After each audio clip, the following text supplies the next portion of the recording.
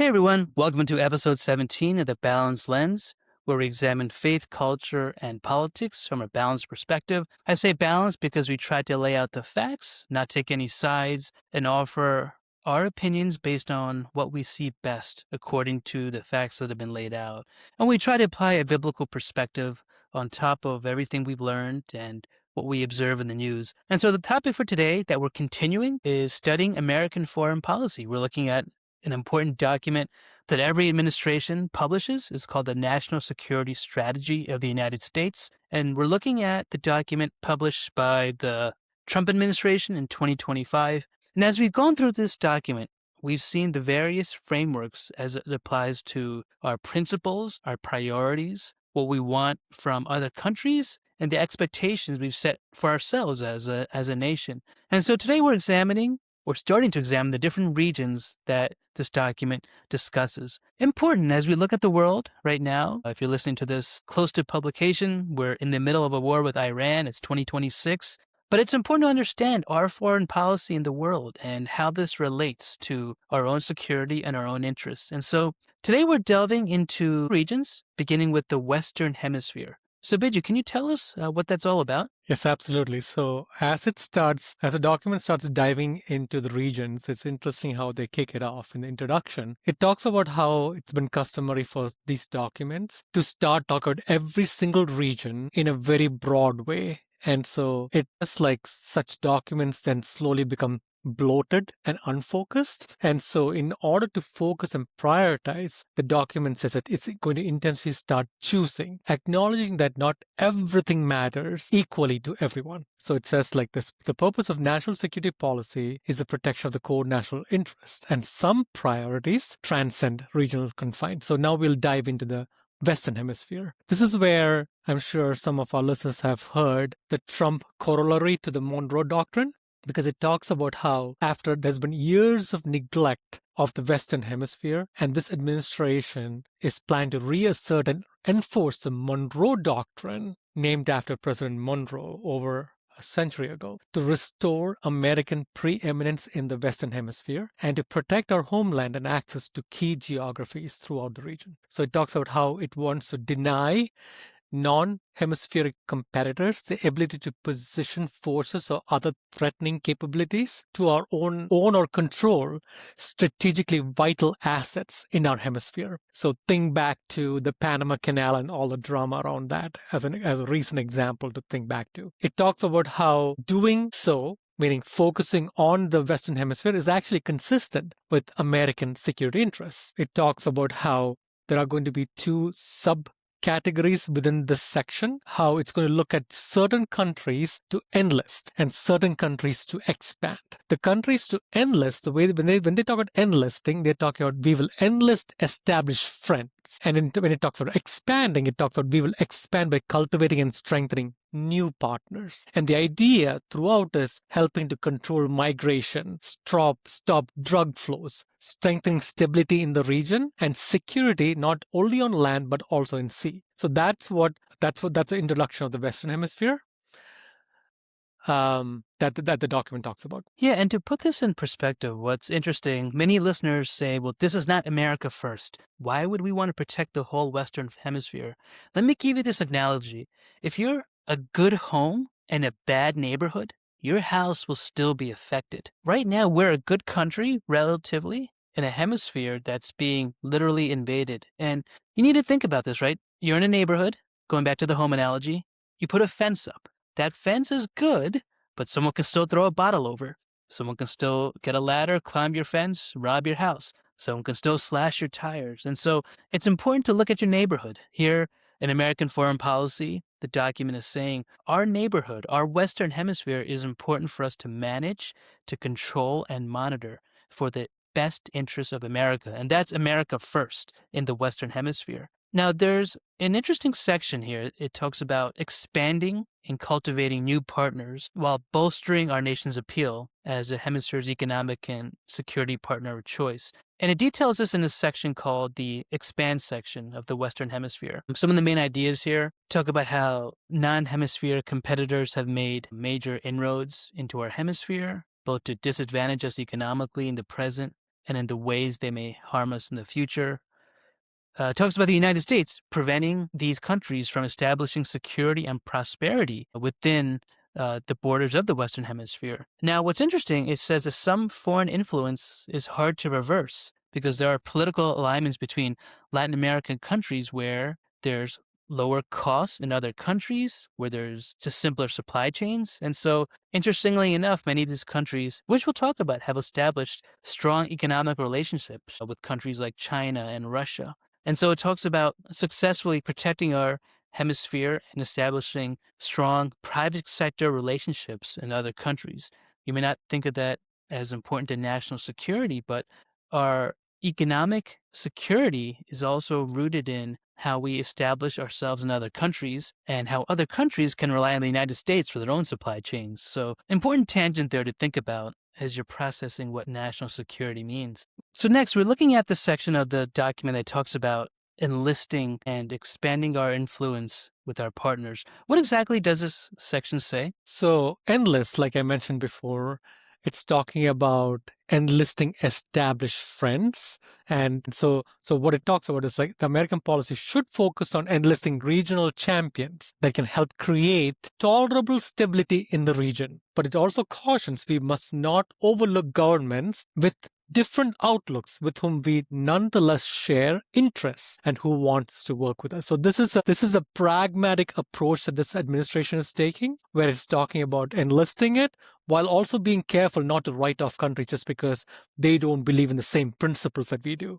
As long as our interests align and there is a willingness to work with us, let's do so. So in the enlisting group, it talks about how the US must start reconsidering our military presence in the Western Hemisphere. So our audience is well aware that we have global military presence across every region in the world. So what this document is talking about is, given our focus on the Western Hemisphere, it will require a readjustment of our global military presence. So readjusting the proportion of resources that are allocated in different parts of the world. It talks about a more suitable Coast Guard and Navy presence to control sea lanes and to thwart illegal and otherwise unwanted migration, and to reduce human and drug trafficking, and finally to also control the key transit routes in a crisis. Then it talks about how we want to adjust the military presence to make sure that there is targeted deployments to secure the border and defeat cartels as another key point. So overall, in this section, it's talking about the US prioritizing commercial diplomacy by using tariffs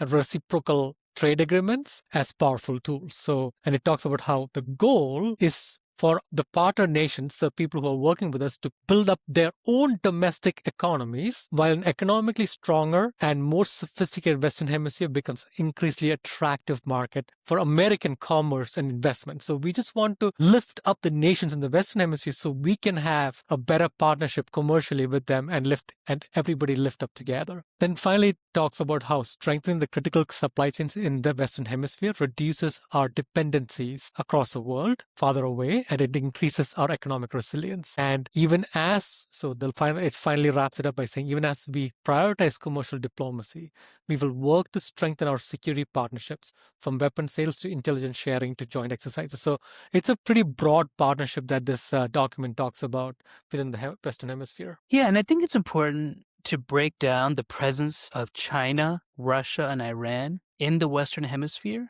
as viewed through this national security lens. And so I'm going to break this down because this will really help give context to what we're talking about. So, number one, starting with China, this is the big one the National Security Strategy document calls out explicitly as a major concern in the hemisphere. You may not know this, but China has built massive economic influence over the decades, becoming the top trading partner for much of South America. Maybe you didn't know that. A lot of countries in South America have very strong economic relationships with China. We're talking about huge investments in infrastructure through the Belt and Road Initiative. Encourage every listener, look that up.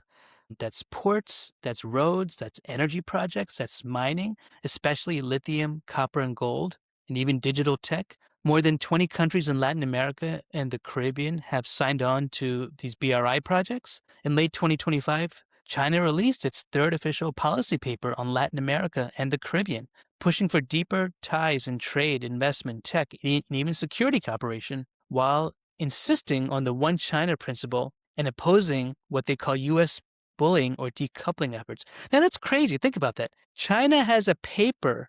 I mean, this is widely known. It's not like a secret covert operation. They have entire frameworks for how to operate in Latin America and the Caribbean and South America, right? It's pretty insane when you think about it. The U.S. strategy sees this as a direct challenge. China is controlling key ports and infrastructure that could threaten U.S. access in a crisis or give Beijing leverage in our hemisphere. Panama Canal, prime example. You can look that up, and how China literally owned that canal until the Trump administration played a major role there. This document really pushes hard to push China out of sensitive spots like ports and critical assets and really limit their economic footprint. Recent actions like the U.S. actions in Venezuela have signaled a broader effort to roll back that influence, with China responding by reinforcing its commitments to the region.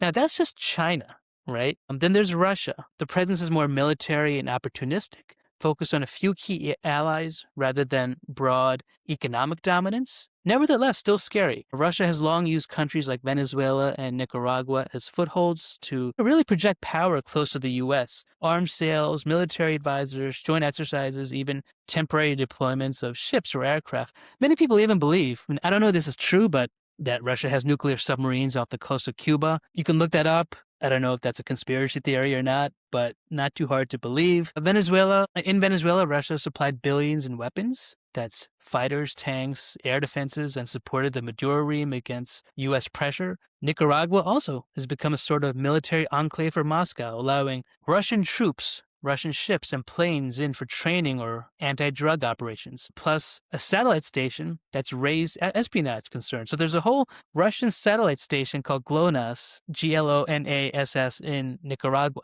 right? Pretty crazy when you think about this. Cuba also, right, plays a role in hosting Russian naval assets, like I mentioned. Recent U.S. operations like the capture of Maduro, which we talked about in a previous episode, Operation Absolute Resolve, they've seriously disrupted Russia's ability to operate. Russia condemned it, but didn't really mount a real response because they've been prioritizing Ukraine and the whole war over there. But nevertheless, our action in Venezuela has weakened Russia's credibility in the continent. And so the Trump corollary is important in terms of our relationship with Russia. But there's also Iran. Now, Iran right now is being bombed like crazy. It's March 3rd, 2026. There's a major war in the Middle East. But many people ask, well, why are we doing this? Well, you have to realize Iran had a very strong influence, especially through their proxies like Hezbollah in South America. Iran built ties with anti-U.S. governments, especially Venezuela, under Chavez and Maduro, using it as a hub for sanctions evasion, like oil swaps, gold smuggling, logistical support. Hezbollah-linked networks have operated in Venezuela for money laundering, drug trafficking, illicit gold trade, even training or plotting against U.S.-Israeli targets. There's something interesting in South America called the Tri-Border Area. Argentina, Brazil, Paraguay has long been flagged for Hezbollah fundraising via crime. And there are historical ties to attacks like the 1990 bombings in Argentina. Venezuela served as an anchor for Iran's IRGC and Hezbollah in the Americas, issuing visas, facilitating travel, blending militant financing with narco trafficking. Again, all of this is happening like under our nose. And so when you read about this and you think, why are we like policing the Western Hemisphere? It's because we're literally in a neighborhood where these countries with evil intentions are building their empires right under our nose. And so this document's important. It calls us out very, very carefully. Now, moving on, the document also talks about Asia, right? And so what is American policy as it relates to So in terms of Asia, it talks about how the goal is to win the economic future and prevent military confrontation with Asian powers. So number one, it starts off with saying that there was an assumption about China, namely that by opening our markets to China and encouraging American businesses to invest there and outsourcing our manufacturing to China, we would be able to be facilitating China's entry into the rules-based international order. And this did not happen. They still evaded most of the rules and in the meantime got rich and powerful to a point where now it's almost too late because they're one of the richest and most powerful countries in the world. So one of the points that one of the points it points out here is like the Indo-Pacific is almost half of the world's GDP based on purchasing power. It's also it's 1/3 in terms of nominal GDP. So it's pretty large size and it's going to grow over the 21st century. And that means that we have to be able to successfully compete there in order to thrive here in the US. It does acknowledge that we retain some great assets like our economy, our military, our innovation, soft power, and just like a great partnership with a lot of allies over there, and which will help us compete successfully in that region, but should not be taken for granted, right? We have to continue to be diligent so we can have this the ability to lead from strength. So in terms of the economics, so now once we double click and go into the economics, it starts off by giving a quick history lesson and rewinding back to the Chinese economy when it reopened to the world in 1979. That's when it started its foray into the global economy. And it talks about how China adapted, during President Trump's first term. In 2017, we had a tariff policy towards China. But China adapted and it started exporting to low-income countries. And if you look at the exports between 2024 and 2020 and 2024, the exports doubled. What the document acknowledges, like now instead of direct import, there is a lot of middle people. So it's still the Chinese goods that are coming to the US, but it's taking different tracks in different countries to get here. From a direct perspective, the Chinese exports in the US in 2017 was like 4% when President Trump took office, and right now it's like 2%. But it's using other proxy countries to ship the goods to the US. So it's still like not resolving the problem. So the document talks about how going forward, the US intends to rebalance our economic relationship with China by prioritizing reciprocity and fairness to restore American economic independence. And it will do so by focusing on what it calls non-sensitive factors, which is very interesting. So it's not going to compete head on with things that are really sensitive. The other point it makes over here in this document, in addition to the economic rebalancing that we need to do, is that it needs to be accompanied by a robust and ongoing focus on deterrence to prevent any war in the Indo-Pacific.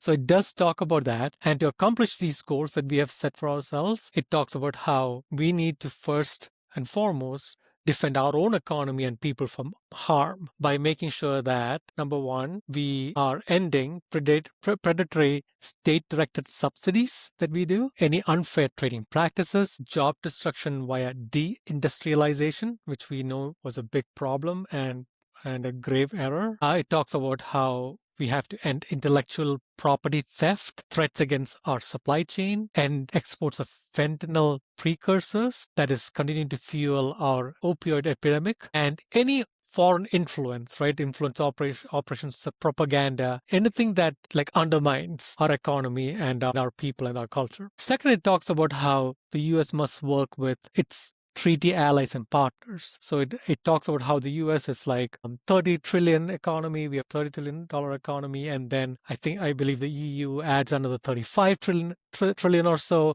So together we are very strong when we are together. And then we have to use that collective strength to be able to calibrate some of these imbalances in the world, especially when we talk about China and Asia. It talks about encouraging India to contribute to the Indo-Pacific security a little more than they're doing right now, so they can strengthen the Quad. The Quad is referencing Australia, Japan, India, and the US. It also talks about having a joint interest in preventing any domination by any single competitor nation. So you just want to make sure that it's balanced over there in Asia. It talks about how the US must invest in research to preserve and advance our cutting-edge military and technology advantage that we have. Make sure that our critical relationships with the private sector, it again talks about the private sector, helps to maintain surveillance of any threats to US networks and infrastructure. So as the US is focusing on these things, in order to improve our capabilities, it talks about how we need to have considerable deregulation to make sure that we are competitive, it spurs innovation, and increase our access to our own natural resources. So finally, it talks about executing robust diplomatic and private sector-led economic engagement. So this is the difference, right, between some of the communist countries and the US. It's like we try to lead with our private sector, which is able to calibrate the market economic feature that makes us so special. So it talks about how this America First diplomacy is seeking to rebalance the global trade relationship. And it talks about how we want to encourage Europe, Japan, Korea, Australia, Canada, Mexico, and other nations to adopt similar trade policies that will help rebalance China's economy towards more household consumption. Because right now they are like an export economy and they have just a lot of excess capacity, because that's what happens when it's like straight state run versus being driven by the market. Now, as we engage our partners in the region, it talks about how we should present them with inducements like high-tech cooperation, defense purchases, access to our capital markets, etc.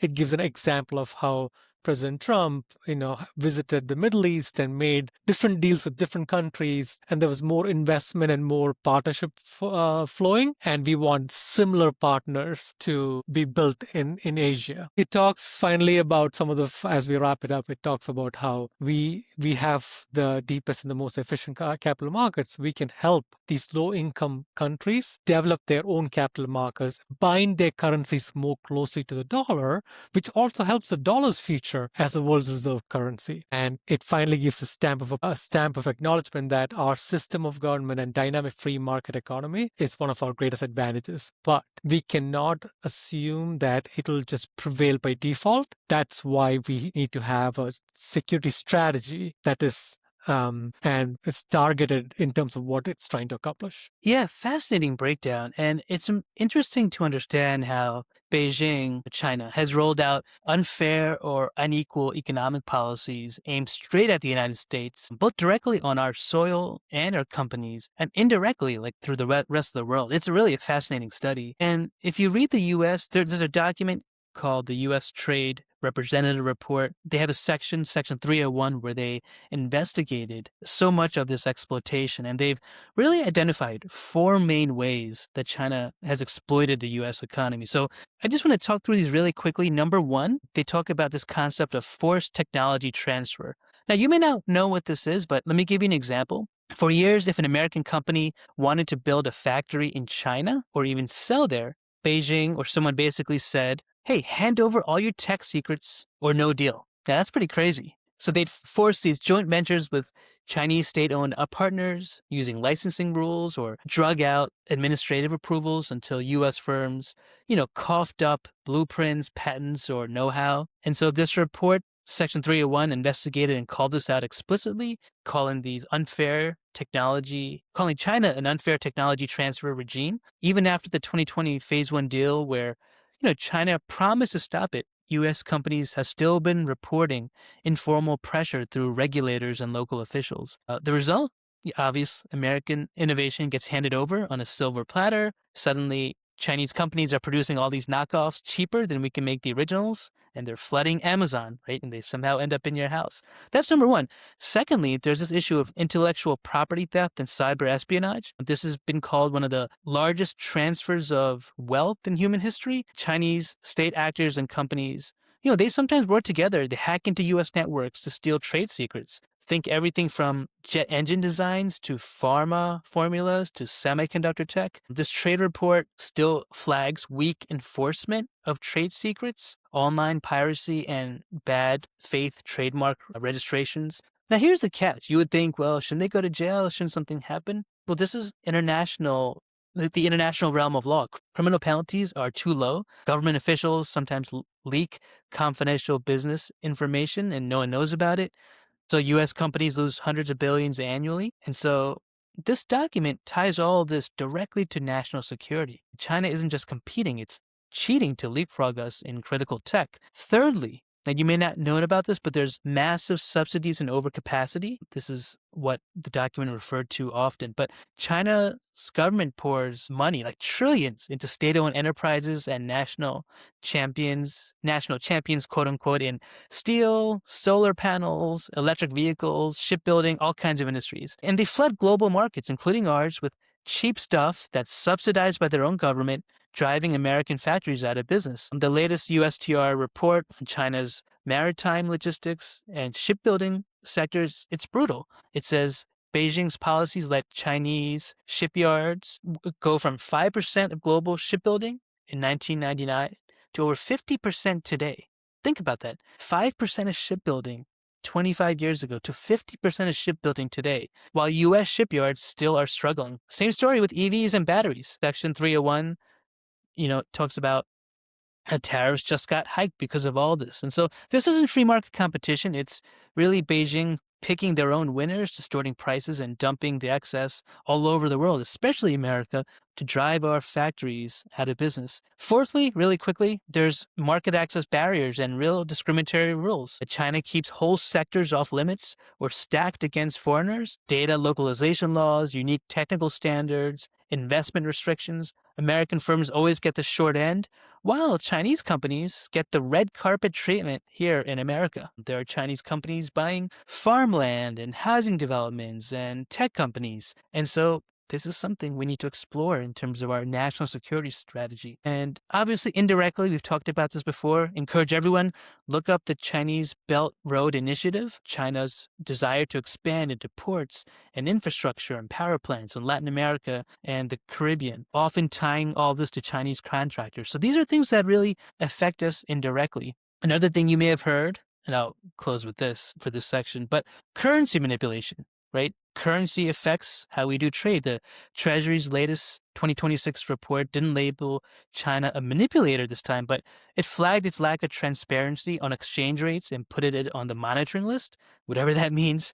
I'm not a financial expert, but that doesn't sound good. When the Chinese yuan moves in ways that keep Chinese exports artificially cheap, it ripples through third world countries. It affects America's exports everywhere, obviously. Bottom line, these aren't just random moves. This is manipulation of a currency that's predatory, that indirectly affects everything in the world. So if you're listening, I encourage you, look this up before shooting your arrows at an administration's policy, whether it's Trump or Biden or Obama.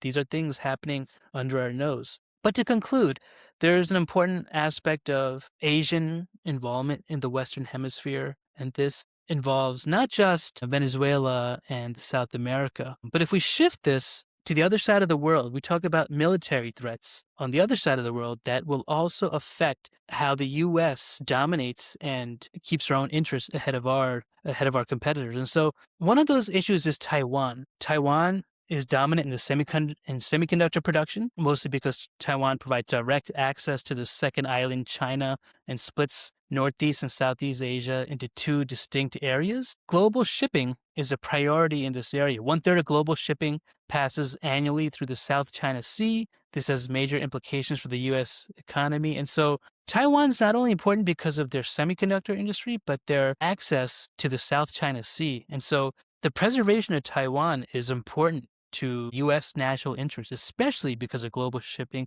especially because of semiconductors. Any thoughts on that? Yeah, it's a very sensitive topic, right, for China.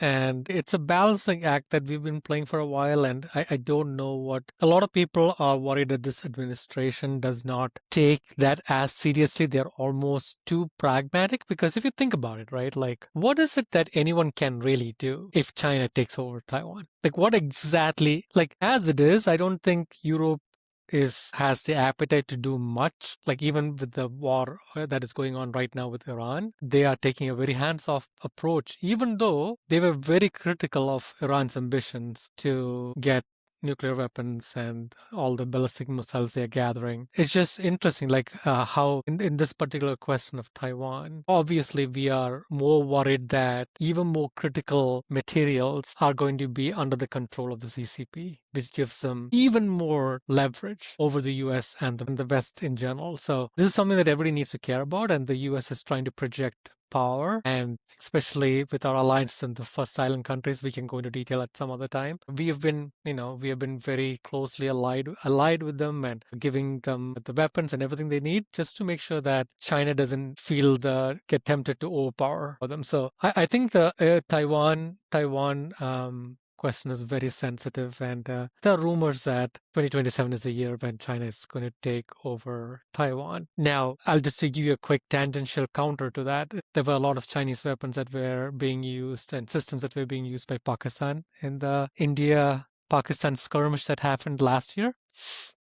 There's also a lot of Chinese systems that are being used by Iran, by the way, and didn't seem to have any impact at all in terms of Israel and the US, like just slicing it and doing whatever they want. Like the Chinese, and same thing with Venezuela, by the way. They had Russian-made systems. So none of these systems with China or Russia, like from a military perspective, from a technological advancement perspective, comes anywhere close to the US. On paper, I've heard and read that they sound great, but they haven't proven that in actual real-time operational execution. So we still have that upper hand, but remember, China is very adept with all that, Dennis, you were saying, with stealing and learning and figuring out. They're like very curious what is going on with Russia, Ukraine, and like how was Russia not able to penetrate and how is Ukraine defending? And so they're trying to learn these things. By the way, Taiwan can probably take a lot of lessons from that as well, on like how Ukraine is defending its territory. So like I've heard somewhere that they are spending only like 2% or 3% of their GDP on military. I don't know the exact numbers, but something low, which is a little surprising to me, I would say. You need to, but remember, they operate as a democracy. There's infighting and people trying to pull each other's legs and everything. It's not like the China where they have a 5 and 20-year strategy to dominate the world. It's a bright spot in that area, and it's doing fantastic as a small, tiny island country. But it's very sensitive, and we have got to be careful how this plays out over the next few years, actually the next 2 to 5 years. Yeah, there's a lot of interesting reports on Taiwan that talk about this time frame being very soon, right? And so you think about the advantageous geographical position of where Taiwan is, right? Dividing the first and second island chains, the South China Sea, its industries and semiconductor. And so this is an important island. So I'm sure we'll be talking about this again on this podcast. But what's interesting about our podcast, and I'll say this, right? Our goal is to de-radicalize people, is to make you think things in the world are not black and white. Like just because your neighbor supports a U.S. intervention in Venezuela or Iran doesn't mean that they're colonialists and they want to take over the entire world, right? There's a framework of national policy that begins with understanding how geopolitics works. And to add on to that, I'll say this document even says this: the goal of the U.S. is a mutually advantageous economic relationship with Beijing. I'm quoting that verbatim from the document. So this is not a racist document, right? People look at this and say, well, we're targeting regions of the world and we want to take over Taiwan and this is our policy with the Western Hemisphere. No, this isn't about colonization. The document explicitly lays out that we desire a mutually advantageous economic relationship. And so the goal of this podcast, we want you to be able to look at these facts and love people more, help understand where they're coming from, maybe de-radicalize your own thinking a little bit from watching one news network, whether that's Fox or CNN or MSNBC, and to really think through the facts and apply critical thinking. And so we'll conclude there. I encourage you guys, like our podcast, comment. What do you think the U.S. should do in the Western Hemisphere? Love to hear your thoughts about the Dunro Doctrine or the Trump Corollary. We'd love to hear your comments about China and Taiwan. And stay tuned for our next podcast. Thanks, everyone.